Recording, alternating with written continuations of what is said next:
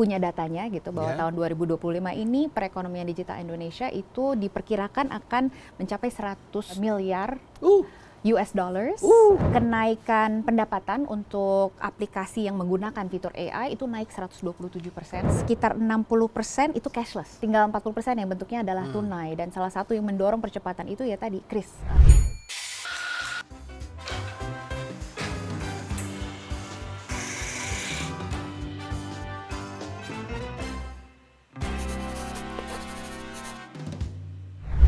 Ekonomi Indonesia penuh dengan tanda tanya karena belakangan banyak sekali percakapan tentang daya beli turun, dan realitasnya memang banyak sekali orang yang jualan juga semakin susah.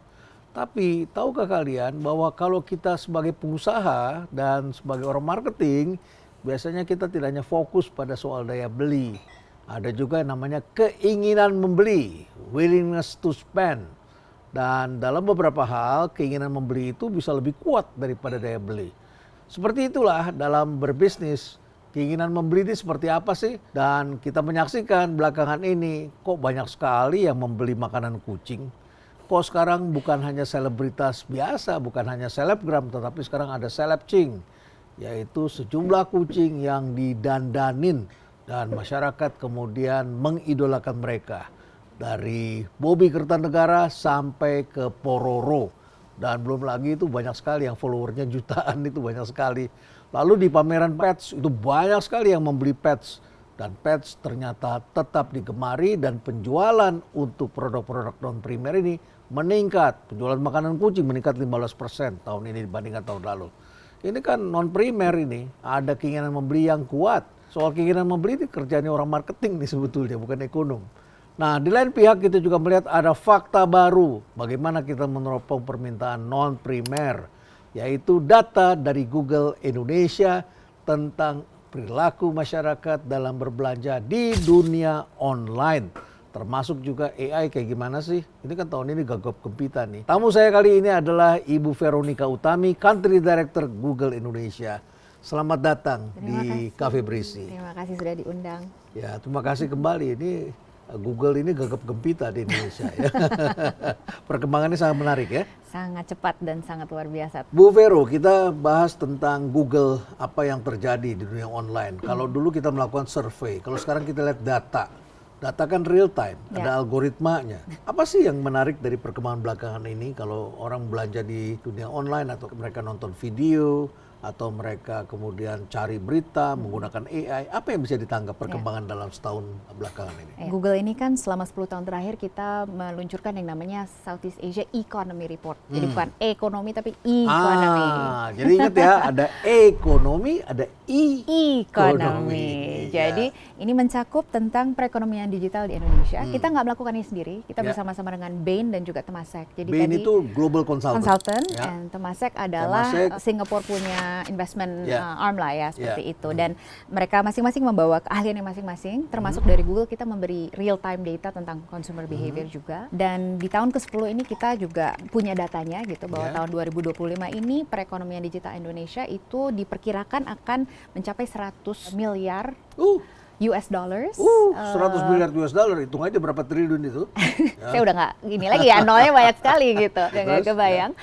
Pertumbuhannya 14% dari tahun ke tahun. Dan ini sungguh luar biasa, jauh lebih cepat dari yang kita perkirakan sebelumnya, sebetulnya dari 10 tahun yang lalu. Nah, yang mendorong pertumbuhan perekonomian digital ini e-commerce. E-commerce ya. E-commerce ini bertumbuh 14%. Gitu. Ini adalah 14%. sektor paling besar, sekitar 70 miliar. Yang kedua adalah transportasi online. Transportasi online, jadi orang dalam kota maupun pergi kemana aja lah pokoknya. Ya, transportasi online jarak dekat. Jarak dekat, ke kantor, pergi ke mall atau kemana lah begitu ya. Kemudian ada online travel, jadi ini yang lebih jauh nih, tiket, kemudian hotel, pesawat dan segala macamnya. Terus yang keempat adalah online media. Jadi ini adalah periklanan digital dari sisi publisher atau video dan music streaming dan juga gaming. Itu juga pertumbuhannya sekitar 16%. 5 adalah digital financial sector. Jadi ini payment secara online menggunakan kris dan menggunakan segala macam bentuk yang lain, atau lending, pinjaman, atau asuransi atau investment and wealth gitu. Baik, ada 5 hal seperti itu, 100 miliar US dollar. Ini yang di Google saja atau Keseluruhan. Keseluruhan. Ya, Betul, baik. betul. Termasuk yang di platform-platform lain begitu ya. Platform lain, Baik, betul. oke. Itu nilainya sebesar itu. 100 miliar. Di Asia Tenggara kita bagaimana posisi kita? Kita adalah perekonomian digital paling besar Paling di besar Asia pasti Tenggara. jumlah penduduknya juga Betul, terbesar. Betul, salah satu yang pertumbuhannya juga cepat. Indonesia itu ada beberapa tren yang menarik. Yang pertama adalah, tadi kan e-commerce pertumbuhannya 14%, yang mendorong itu adalah yang namanya video commerce. Itu yang mendorong. Itu yang mendorong, dan Indonesia ini secara transaksi di video commerce tuh ada 2,6 miliar transaksi, pertumbuhannya 90% dari tahun ke tahun.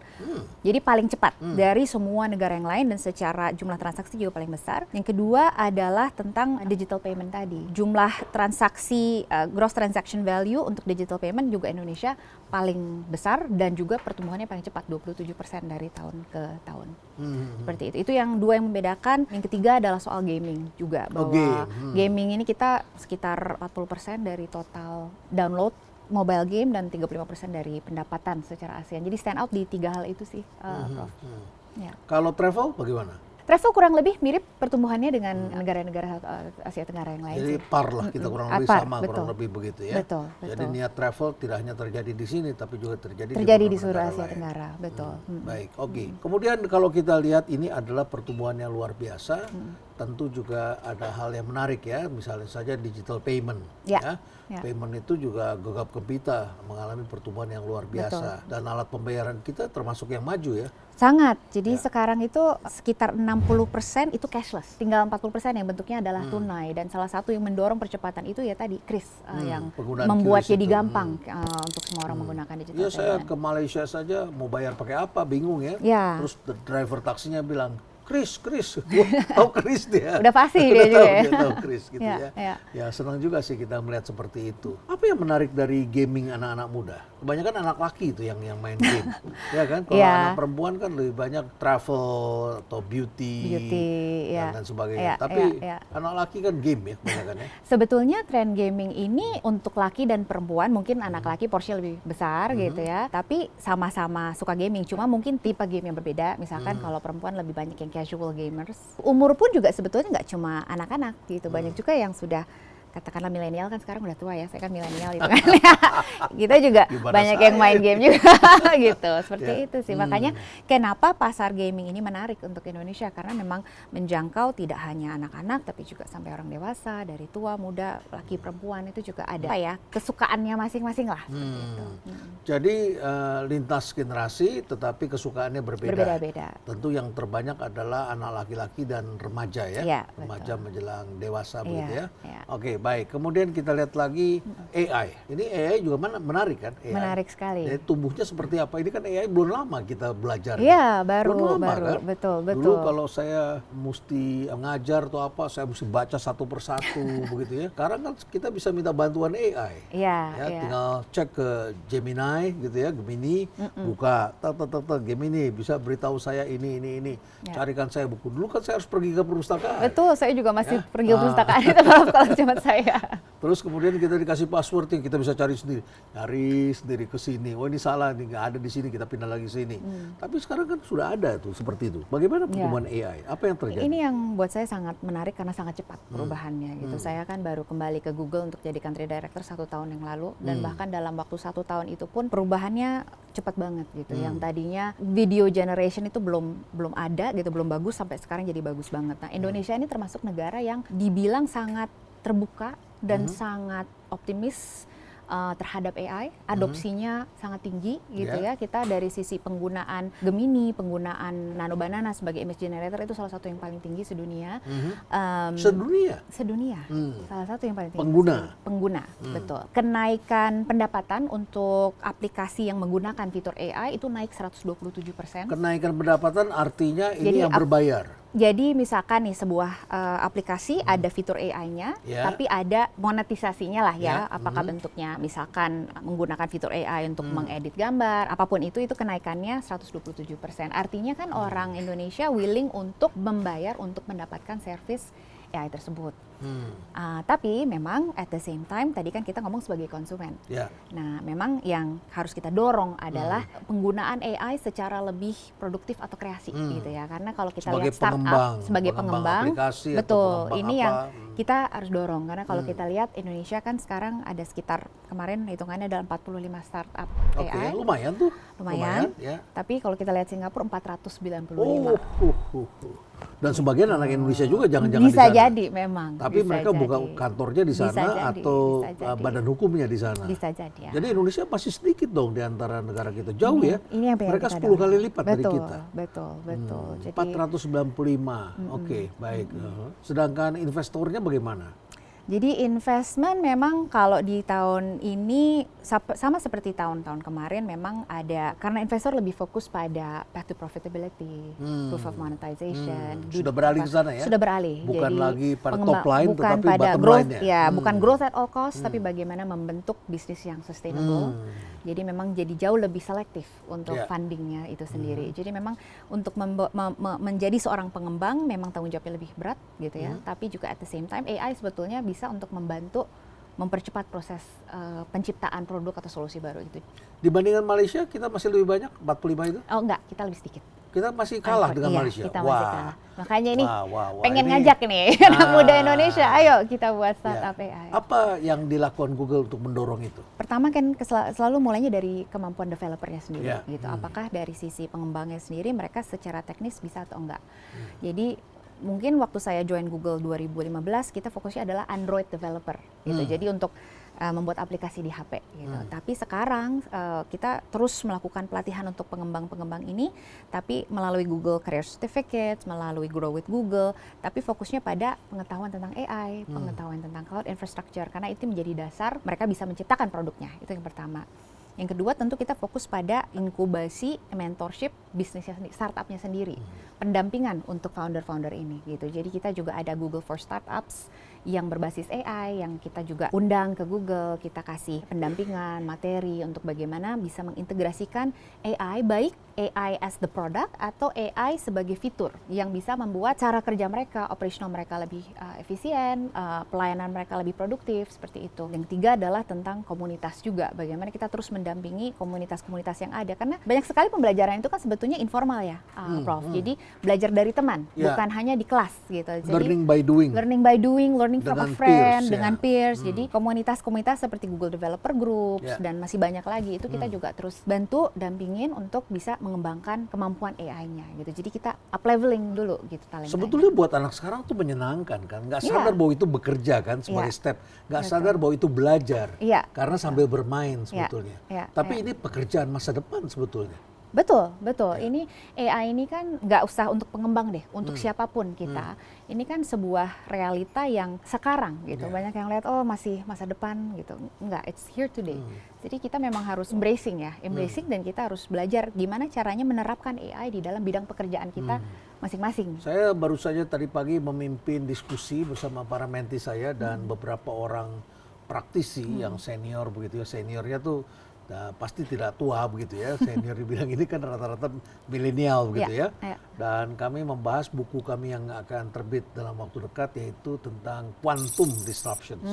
Karena dunia ini kan bergeser ke teknologinya menuju ke quantum sehingga many possibilities. Dan tadi kita brainstorming kira-kira seperti apa sih industrinya akan berubah, bisnisnya akan berubah, kompetisinya akan berubah. Wah menarik ternyata. Jadi kami juga di sini akan bikin pertemuan-pertemuan dan para eksekutif kami undang gitu ya, malam hari kita nonton satu hal yang baru, kemudian kita diskusikan bersama dengan mereka yang mengerti apa yang harus dipersiapkan. Karena ke depan itu kan kalau kuantum, rahasia banyak bisa dibuka. Kriptografinya kan gampang membuka itu. Maka sudah disiapkan sekarang post quantum begitu ya, post quantum kriptografi. Tapi itu another topic, dunia kuantum.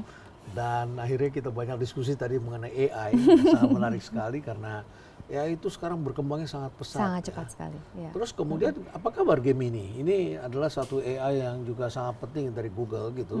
Gemini. Ya, apa kabar Gemini ini? Karena ini kan juga tentu banyak sekali mahasiswa yang perlu pakai, bahkan bisa bikin desain tuh pakai Gemini. Iya sekarang. Desain. Anak saya itu merancang desain itu, wah secepat itu. Iya, betul sekali. Jadi kita baru kemarin mungkin minggu lalu atau 2 minggu yang lalu kita launching Gemini 3. Jadi biasanya Gemini 2,5, sekarang Gemini 3. Ya. Dan Gemini 3 ini kemampuannya ada beberapa hal yang berbeda. Salah satunya adalah pergeseran dari generative AI menjadi agentic AI. Yes. Jadi tidak hanya untuk mengenerate konten, tetapi membuat agen yang bisa doer. Jadi bisa melakukan sesuatu on behalf of us. Eksekusi, betul sekali. Curating and executing. And executing, betul. So that's one big difference gitu.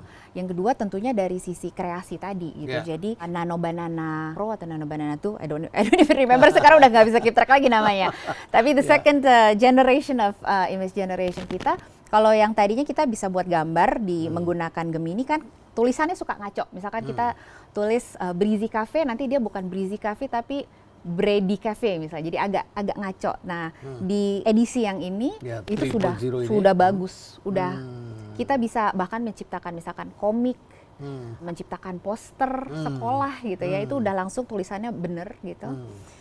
Video generation kita juga udah the next level juga, sehingga misalkan kita mau menciptakan scene itu bisa nyambung dari satu scene ke yang lain. Padahal lagi-lagi saya baru join 1 tahun yang lalu aja itu Gemini 2,5, sekarang udah jadi Gemini 3 dan sangat berbeda. Ya, ini menarik ya, karena salah satu yang kami diskusikan tadi teman-teman bilang begini katanya. Satu orang bilang AI is good, very good katanya. Tapi terus bilang, tapi nggak bisa bedakan kucing sama anjing, gitu kan? Dulu kan begitu kan? Yeah. Ya nggak bisa bedakan kucing sama anjing, begitu ya. Jadi kalau dikasih satu ada benda di sekitar situ, AI-nya bingung gitu ya dulu ya. Tapi ternyata itu masa lalu, dan hari ini ternyata itu besar sekali. Ini sesuai dengan teorinya Christensen. Teknologi baru itu datang ketika awalnya tidak sempurna betul. Tapi sudah digelontorkan ke pasar dan pemain lama pikir jelek dia begitu. Tapi ternyata diam-diam dia memperbaiki dan ternyata tiba-tiba sangat powerful. Hanya orang-orang tertentu yang memakai itu yang akan mengalahkan orang-orang yang terperangkap di masa lalu, begitu ya. Jadi jangan selalu berpikir apa yang jelek hari ini pasti akan jelek selamanya. Dia belajar tuh, hati-hati. Lalu kemudian salah satu eksekutif bilang begini katanya, gue takutnya begini ya. Sekarang pilihan banyak ya. Pada saat gue lagi tidur nih malam, gue tidur, yang di sana tuh lagi belajar. Tiba-tiba dia bikinnya lebih bagus dari kita. Besok yang gue rancang proposal gue ternyata hilang. Kenapa? Karena udah nggak relevan lagi. Relevansi itu ternyata harus terus kita keep begitu ya. Ini penting nih anak-anak muda kalau belajar atau melakukan sesuatu terus relevansinya dijaga. Kita ngopi dulu ya. Boleh. Di sini kopinya enak. Iya, saya ngopi, kan? dengar-dengar memang enak. Kita ngopi, nanti kita pakai stevia dari Trujiva ya. Siap. Trujiva ini nanti kita pakai ini ya. Anda mau kopi inspirasi? Kopi inspirasi. Kopi inspirasi kita ya, butuh udah tahu ya. Sore-sore. Kopi inspirasi 2 ya. Oke, baik. Jadi kita kembali lagi mengenai AI, ini tumbuhnya luar biasa dan AI ini berkembangnya pesat sekali dan bisa dipakai untuk bekerja, bisa dipakai untuk bisnis, bisa dipakai untuk belajar ya. Jangan salah ini, jangan sampai Anda masih terperangkap di masa lalu seakan-akan AI itu bisa mempersulit kita. Ya bisa memang, karena ini bisa membuat kita learning, bisa juga kita membuat kita lebih bodoh malah, jadi lebih bodoh, malas. jadi malas ya, betul sekali ya. Baik, kita lihat lagi yang lain ya dari ekonomi ini ya. Mengenai video commerce, ini kan sekarang luar biasa video commerce ini, termasuk streaming dan lain sebagainya. Apa yang Anda lihat dalam laporan ekonomi 2025 ini? Memang video commerce ini kan kita mulai lihat itu 2023 ke 2024. Tapi tahun 2025 ini percepatannya yang luar biasa. Tadi seperti saya ceritakan, eksponensial. Karena dari jumlah transaksi aja 2,6 miliar, pertumbuhannya 90% dari tahun ke tahun. Nah, pertanyaannya apa yang mendorong ini, gitu kan? Kalau dari segi YouTube sendiri kan kita launching YouTube Shopping tahun kemarin nih, baru 1 tahun, bulan September kemarin. Dan dalam waktu 1 tahun itu kita lihat sekarang ada kenaikan 400%, jadi 5 kali lipat untuk konten yang berkaitan dengan shopping, dengan belanja. 40 juta orang tuh datang ke YouTube untuk mencari konten yang berkaitan dengan belanja. Kenapa mereka melakukan itu? Karena memang YouTube itu kan banyaknya kreator. Kreator ini kan bisa dibilang mereka membentuk komunitas. Seperti Profrenal kan komunitasnya sangat besar. Dan pastinya ketika Profrenal membicarakan sebuah entah jam tangan, produk, atau Trujiva, atau jaket gitu, itu kan sesuatu yang karena dipercaya gitu ya, seperti itu. Jadi pengen tahu, wah Profrenal pakai jaketnya keren tuh gitu kan. Akan berbeda daripada mendengar orang biasa. Jadi karena ada kepercayaan itu makanya pembelanjaan video commerce ini juga terjadi sebuah peningkatan gitu. Karena mereka mendapatkan hiburannya, Ya. mendapatkan informasinya, at the same time juga ada daya tarik tersendiri untuk berbelanja dari si kreator-kreator ini. Baru 1 tahun tapi sudah Baru 1 dirasakan tahun. pergerakannya. Betul. Ya, video commerce ini. Iya, iya. Dan iya. ada jam tertentu ya orang belanja?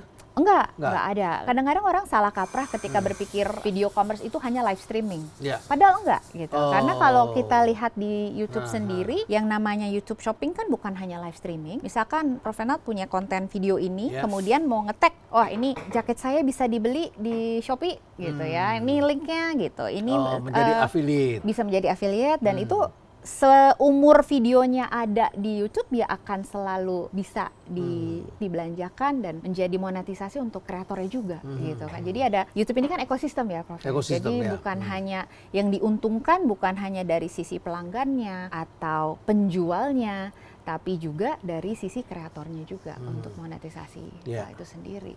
Sudah datang. Terima kasih. Ya, Thank you. ini Ini kopi inspirasi. Ya. Thank you. Oke, Anda berkenan saya kasih sedikit Boleh ya. pemanis Lebih alami sehat ya. ini, iya. Ini lebih sehat ini pakai hanya 1-2 tetes.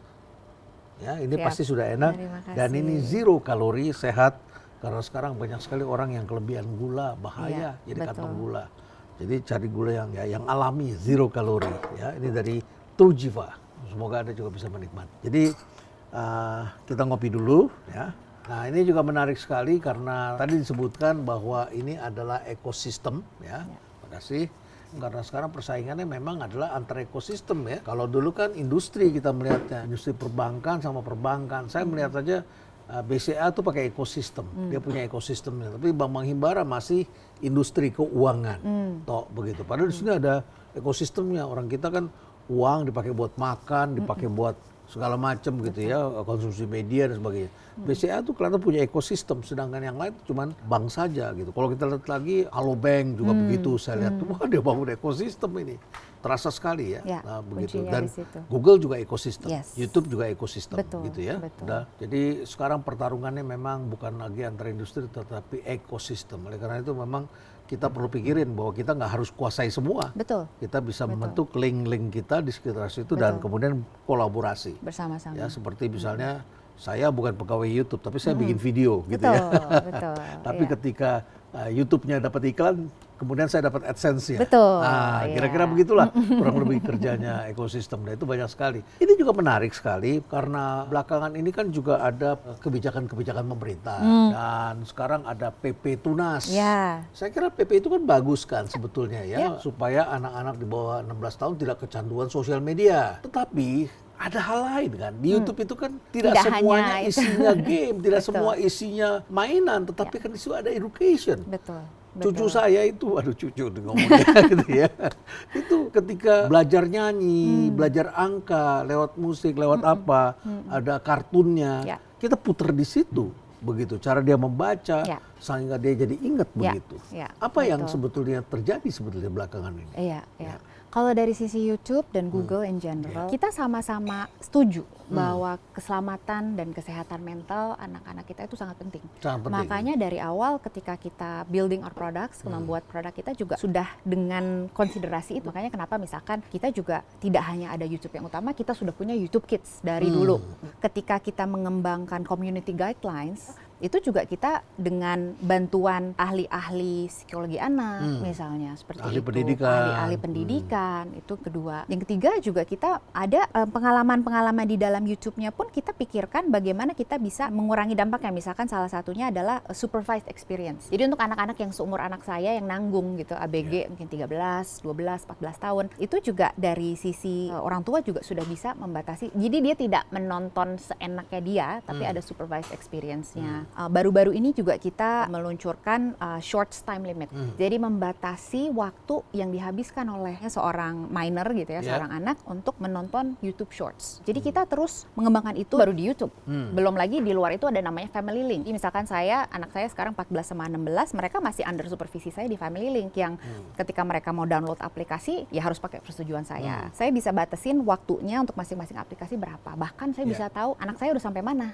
Dari sekolah udah sampai rumah atau Kita masih bisa di tengah jalan monitor. itu bisa monitor terus. Jadi Ini smart parenting ini. harus. Ya, smart Masa parenting. ini harus, Berarti kita harus ajarkan juga ya orang tua agar bisa monitor seperti ini. Saya rasa ini kan balik lagi ke ekosistem tadi Ya. ya, Prof ya. Kalau when it comes to kesehatan anak-anak kita atau kesehatan mental, ini semua tanggung jawab kita semua gitu. Kita sebagai platform tentu kita juga melakukan tanggung jawab kita dengan mengembangkan produknya dari awal memang untuk menjaga itu. Makanya kita kerjasama dengan semua ahli ini. At the same time, tanggung jawabnya juga menjadi tanggung jawab keluarga gitu untuk terlibat aktif dalam hal seperti ini. Kalau begitu gitu. kita bisa sampaikan dong kepada para regulator ketika membuat satu kebijakan. Mungkin ini pandangan saya ya. Saya melihatnya sih ini penting sekali ketika kita membuat satu kebijakan kan nggak bisa one size fit for all begitu ya. Sehingga kemudian kita bikin ini semuanya sama. Padahal di situ ada aspek-aspek edukasi yang sangat penting. Ngapain juga negara bikin sendiri, platform sendiri kan gitu kan ya. Mahal. Ini ekosistem. Ekosistem artinya dikerjakan bersama-sama oleh seluruh masyarakat. Tinggal di sini ada sortingnya ya, sortingnya. Kemudian di situ ada mata ajaran untuk dipakai untuk pembelajaran yang bagus untuk keluarga. Bahkan untuk pendidik. Saya dikasih buku oleh salah satu rekan saya, kolega saya di Boston ya, dia profesor di sana, dia kirim, Pak Renald, baca ini bagus ini. Saya baca. Wah, kok ini nggak ngerti kita.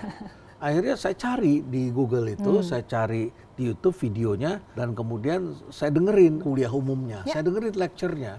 Bahkan hadiah Nobel, saya kalau baca langsung bukunya pusing kepala saya. Ya. Karena Nobel Fisika, Nobel Kesehatan, ini apa. Tapi penting bagi kita metafora mereka kan. Mereka merubah kehidupan. Jadi saya kemudian buka dulu. Hari ini pengumuman penerima hadiah Nobel, besok pagi itu sudah jadi bahan kuliah saya. Wow, cepat banget. Ya, pasti saya lakukan. Karena anak-anak sekarang belajarnya dari irama pembicaraan publik. Nah, saya gunakan itu. Nah, setelah saya baca itu baru saya cari jurnalnya. Oh, ini maksudnya. Karena dia ngomongnya begitu. Jadi ini penting bagi kita ya ketika kita mendidik ya, kita mesti tahu hal-hal seperti ini. Jadi mungkin ini adalah kabar gembira dan barangkali kita juga perlu ingatkan bahwa ada hal-hal tertentu yang baik ya tentunya. Di samping hal-hal yang tidak baik ya. Of course. Pasti ada hal yang tidak baik. Oke, baik. Ya, ada juga yang menarik ini adalah mengenai financial. Jadi DFS ini kalau kita bicara Digital Financial System gitu ya. Ini meningkat juga cukup besar, tapi ada persoalan yang saya baca dari studinya, laporan ekonomi itu ternyata masih banyak nasabah atau banyak sekali anak muda yang kurang percaya pada fintech yang online. Apa yang terjadi sebenarnya? Atau apa sebenarnya datanya? Ketidakpercayaan kepada fintech yang online itu. Apa yang terjadi? Ya memang ini suatu masalah yang memang harus diatasi oleh financial industry, terutama pemain baru gitu. Dan ini sesuatu yang mungkin dari sisi pemerintah juga sudah berusaha untuk meregulasi gitu kan. Dari sisi Google sendiri juga kita berusaha membantu dengan misalkan Play Store itu juga kan kita hanya ada aplikasi yang bisa dimasuk ke Play Store harusnya adalah yang punya license dari OJK for example. Tapi memang ini harus diupayakan oleh semua pihak gitu karena misalkan dari sisi security gitu kan, cyber security-nya memang yang namanya financial system kan harus betul-betul kuat karena kalau enggak bisa masalah uang bisa dihack, ditarik orang dan segala macam. Jadi cyber security itu satu gitu. Yang kedua juga dari sisi brandnya juga gitu. Ini balik lagi ke marketing gitu. Kalau misalkan tidak dikenal gitu, sementara kan conventional bank mungkin sudah lebih dikenal, lebih familiar gitu ya. Sementara fintech ada PR untuk bisa meyakinkan bahwa memang sistemnya adalah sistem yang aman, bisa dijaga, tidak akan misalkan ada yang mengambil pinjaman tidak akan lalu diteror gitu ya. Itu yang mungkin upaya untuk membangun kepercayaan tersebut menjadi PR untuk fintech. Dari report itu kita membaca bahwa ternyata ketika ditanyakan sebagian besar mengatakan kurang percaya pada fintech dibandingkan dengan bank-bank tradisional yang memberikan layanan digital. Kurang lebih begitu ya. Jadi bank tradisional ini masih memegang peranan. Dan oleh karena itu perlu ada upaya untuk meningkatkan trust. Tadi sudah disebutkan ya, kurang lebih seperti itu. Nah, ini juga ada hal yang menarik. Di dunia online ini kan sekarang ada banyak sekali hal fake, misinformation, disinformation. Ini juga adalah menarik. Anda barangkali sudah melihat ya. ada deepfake dengan wajah saya nawarin saham. Oh gitu. Nawarin saham itu. Kapan saya ngomong saham gitu. Dan mungkin juga Anda nggak percaya kali kalau saya ngomong saham. Saya bukan pakar saham, saya nggak ngerti. Anda cari aja tuh Mas Rifan Kurniawan itu salah satu ahli saham itu ya. Dia mahasiswa saya dulu. Jadi lebih baik dengerin dari Mas Rifan daripada saya. Kalau ada saya ngomong saham, pasti itu palsu itu ya. Voice saya sama persis, muka saya. Tapi juga ada kemarin, tiba-tiba saya katanya lagi di Borgol begitu ya. Aduh, jahil bener nih. Ya. Anda kalau melihat hal seperti itu, pastikan dulu melakukan pengecekan barangkali. Betul. Orang selalu mengecekkan. Betul. Lihat ada nggak di berita resmi. Betul, Dicari dicek dulu, lagi. begitu ya. Iya, Ya. benar. Ini yang kayaknya memang literasinya harus ditingkatkan terus gitu, karena memang ya itu salah satu resiko lah dengan adanya AI, bahwa deepfake dan segala macam, mungkin kita harus makin kritis gitu. Ketika kita mengkonsumsi sebuah konten, apakah satu mungkin nggak sih ini, is it reasonable, is it rational gitu ya, satu gitu. Renald Kasali bukan ahli saham. Nah, Ingat itu. itu kan selalu berpikir kritis gitu. Ya. Yang kedua, ya cek dengan berita yang otoritatif gitu. Apakah ada konsisten nggak beritanya sama atau enggak gitu. Seperti itu sih, memang harus semakin mempertajam kemampuan berpikir kritis Iya, kita. ya. Jadi Anda yang mendapatkan satu berita apapun, termasuk tentang pasangan Anda atau anak Anda, jangan langsung percaya. Kalau dulu kan ditelepon tuh, Ya. Bu, anak ibu kecelakaan, Oh ya, benar, gitu ya. benar, Dan beberapa orang di tahap awal percaya juga begitu Ya. transfer uang. Ya. Ya, dan kalau Anda lihat saya seperti itu, jangan buru-buru transfer, apa gunanya ya. Ya, baiklah. Jadi keadaannya seperti itu. Kita sudah bicara bahwa dalam industri online ini ternyata kita melihat peta baru dalam ekonomi. Dan ketika saya mendapatkan informasi, saya dapatkan data ya ekonomi, saya sempat cerita mengenai ekonomi Indonesia itu ada daya beli, ada keinginan membeli. Anda sepakat nggak itu ada dua hal itu? Ya, Apa ya. yang Anda lihat sebenarnya? Keinginan membeli ini tadi kan, makanya kalau dibilang daya beli menurun, tapi sementara ekonomi itu sendiri terjadi pertumbuhan. Pertumbuhan. Ya. Apakah ini shifting atau memang karena keinginan membeli kuat? Mungkin shifting gitu ya, terjadi ya, maksudnya shifting lebih terus terjadi. karena lebih mudah mungkin ya. Tadi mungkin luar ini kan Prof sempat cerita juga gitu, bahwa toko-toko offline mungkin sepi, tapi sebetulnya mereka sedang membungkus paket. Membungkus gitu. paket. Di sana nggak ada orang pergi, tapi di Iya. dalam toko ada kesibukan, lagi Iya. streaming, lagi bikin konten gitu ya, kemana-mana orang bikin konten. Iya, jadi memang ada pergeseran gitu, bahwa mereka satu mungkin lebih praktis gitu, saya nggak harus pergi ke tokonya untuk beli gitu, tetapi dia secara online tinggal order dan langsung datang gitu ya, seperti itu.